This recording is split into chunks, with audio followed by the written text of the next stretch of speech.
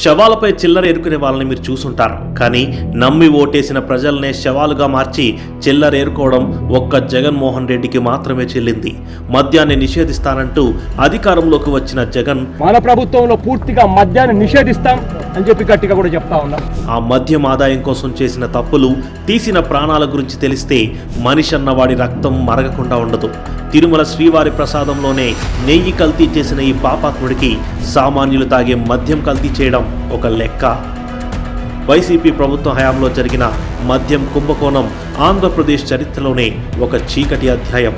ఇది కేవలం ఆర్థిక అవినీతి మాత్రమే కాదు, ఆర్గనైజ్డ్ క్రైమ్గా మారి వేల మంది ప్రాణాలను బలిగొన్న ఒక విషాదగాథ.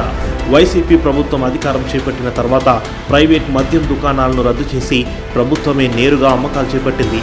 జాతీయ స్థాయిలో పేరున్న బ్రాండ్లను ఉద్దేశపూర్వకంగా పక్కన పెట్టి సామాన్యులకు పరిచయం లేని కొత్త బ్రాండ్లను మార్కెట్లోకి ప్రవేశపెట్టారు. ఈ భారీ కుంభకోణానికి పునాది సూట్ కేస్ కంపెనీలు. కేవలం కాగితాల మీద మాత్రమే ఉండే కొన్ని డమ్మీ సంస్థలు, అధికార పార్టీ నేతలకు బినామీలుగా ఉన్న వ్యక్తుల పేరుతో కొత్త డిస్టిలరీ లైసెన్సులు జారీ అయ్యాయి. President medal, governor reserve, boom boom beer వంటి వింత వింత పేర్లతో మద్యం మార్కెట్లోకి వచ్చి పడింది. ఈ కంపెనీల నుండి వచ్చే ఆదాయం ప్రభుత్వ ఖజానాకు కాకుండా నేరుగా జగన్ రెడ్డి జేబులోకి వెళ్లేలా ప్రణాళికలు సిద్ధం చేశారు.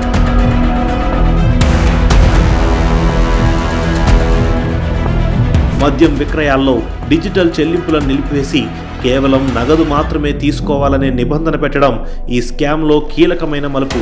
రోజు మద్యం షాపుల నుండి వసూలయ్యే వందల కోట్ల రూపాయలను కారుల్లో రహస్య ప్రాంతాలకు తరలించేవాళ్ళు. అక్కడ ఈ సొమ్మును లెక్కించి హవాలా మార్గాల్లో విదేశాలకు లేదా రియల్ ఎస్టేట్ వ్యాపారాల్లోకి మళ్లించినట్లు ఈడీ గుర్తించింది. దీని ద్వారా సుమారు 3,500 కోట్ల రూపాయల నుండి 5,000 కోట్ల రూపాయల మేర మనీ లాండరింగ్ జరిగినట్లు అంచనా.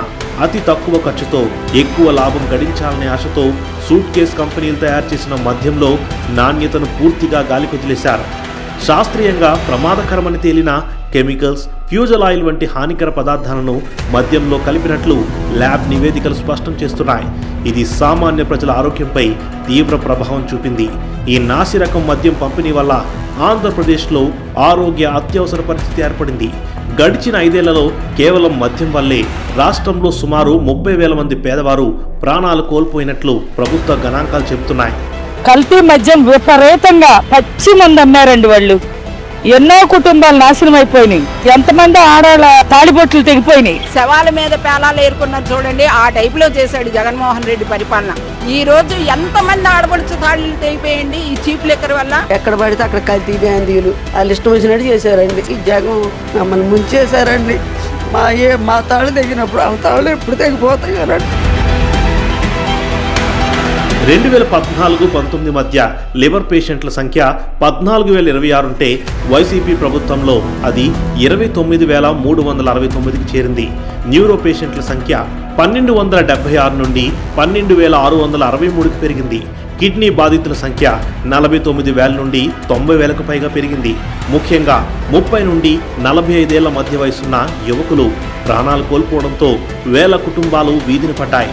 ఈ చావులకు కారణం జగన్ రెడ్డి ధనదాహంతో తయారైన కల్తీ మద్యం.